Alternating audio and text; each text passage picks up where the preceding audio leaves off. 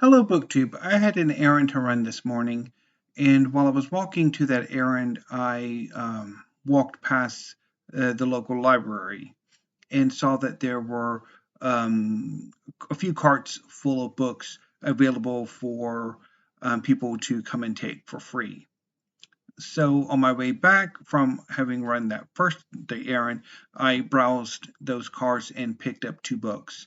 So normally when I talk about my local library, I'm talking about the Waco-McLennan County Public Library, the library system that serves primarily Waco, but also the surrounding communities. There are four branches, of which I have traditionally patronized the West Waco branch, or what is now the West Waco branch. It used to be named after somebody, but when it moved to its new location, it switched to West Waco since the other libraries have directional names except for the Central Library, which takes the place of the North.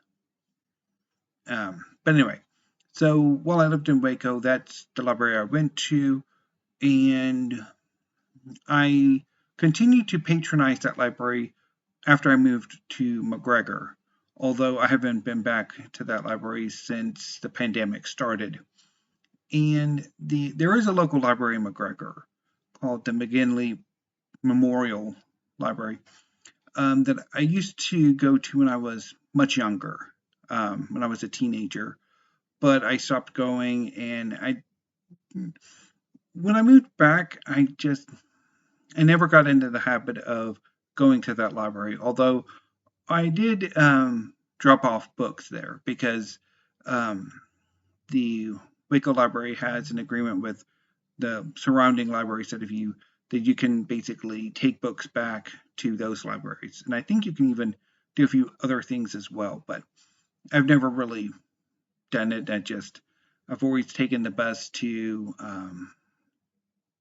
or gotten a ride to the West Waco Library. But anyway, so I browsed the carts and I picked up two books. So most of the books were popular fiction and rather older works. So I'm thinking the librarian decided to kind of prune the collection or de-access some older works that haven't been checked out in a while. But I did pick up two works of nonfiction. First up is FDR'S Last Year, April 1944 to April 1945 by Jim Bishop. So this came out in 74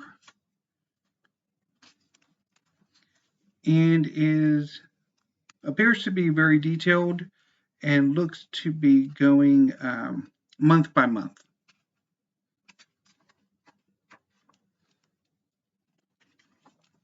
So yeah, I'll check this out at some point. Yeah. I guess since there's only two books, I could just read the cover flap. So, on March 27, 1944, President Roosevelt had a complete physical examination at the Bethesda Naval Hospital. He died suddenly of massive intracerebral hemorrhage, or of a massive intracerebral hemorrhage on April 12, 1945. This book is a detailed account of the last 12 and a half months of his life, day by day and sometimes hour by hour. It may have been the most crucial year in the 20th century. It was the last year of the war in Europe, a year of triumph in the Pacific, the year of the Quebec Conference in Yalta. Several million Americans serving overseas were astounded when they heard of FDR's death. Did the president know he was dying?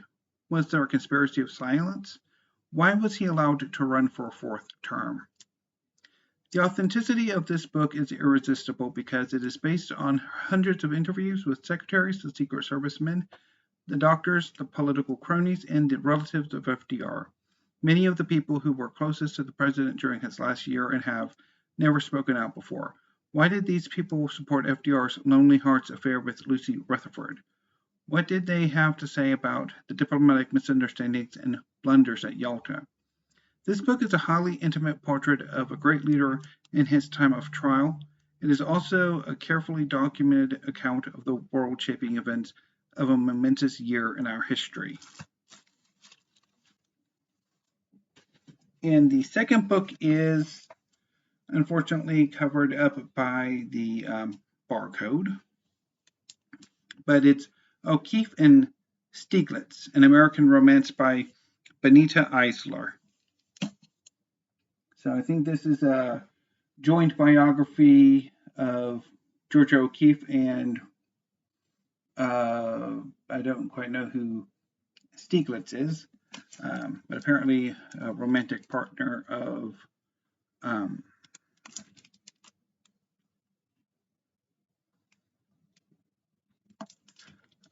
O'Keeffe's.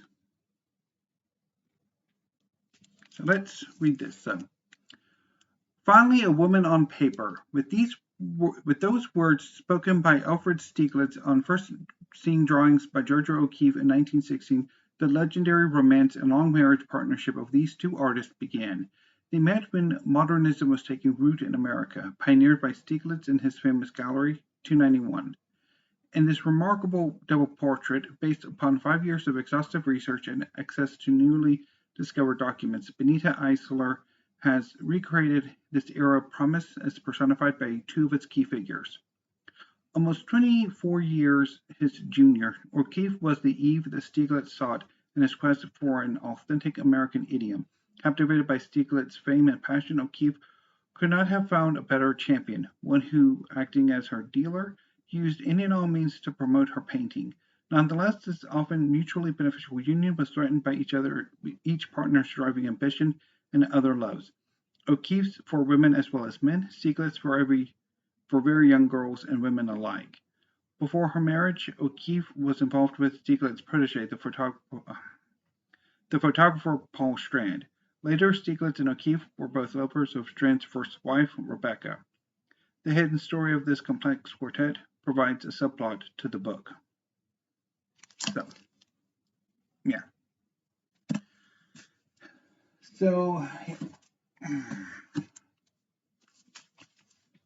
So this was definitely interesting.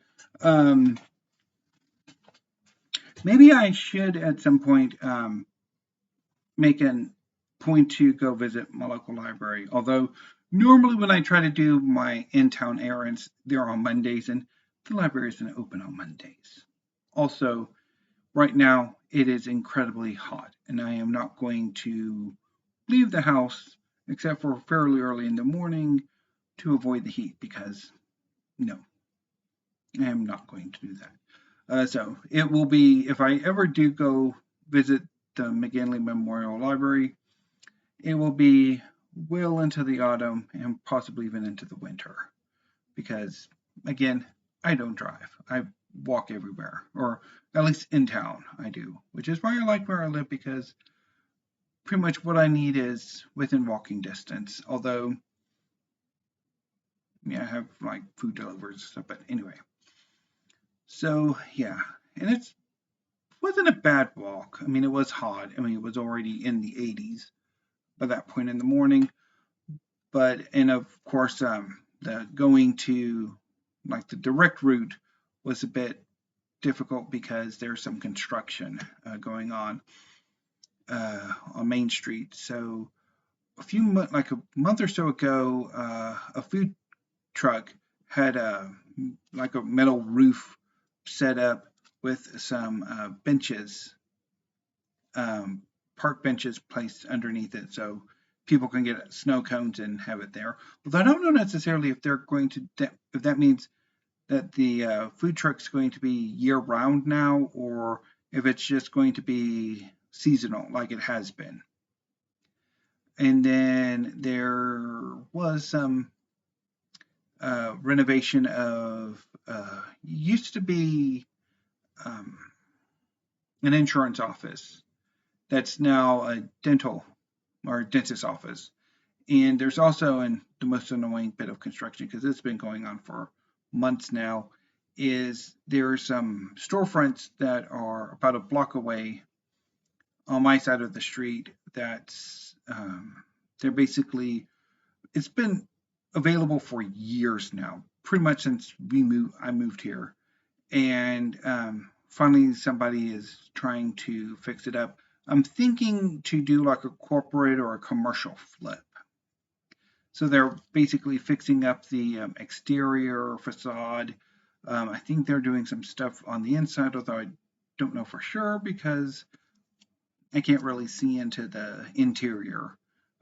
Once they closed off the that part of the street with a chain link fence. So anyway, but yeah, hopefully once they're finished, it will be lovely. Anyway, and hopefully there will be some businesses in because that part of it hasn't had anything in a while and it needs some stuff. But anyway, BookTube, I'm starting to ramble. So again, I picked up FDR'S last year and O'Keefe and Stieglitz. And I'll be back later this evening with weekly reads, which is going to be an interesting one. And anyway, so until then, thank you, BookTube. Have a great afternoon and stay safe.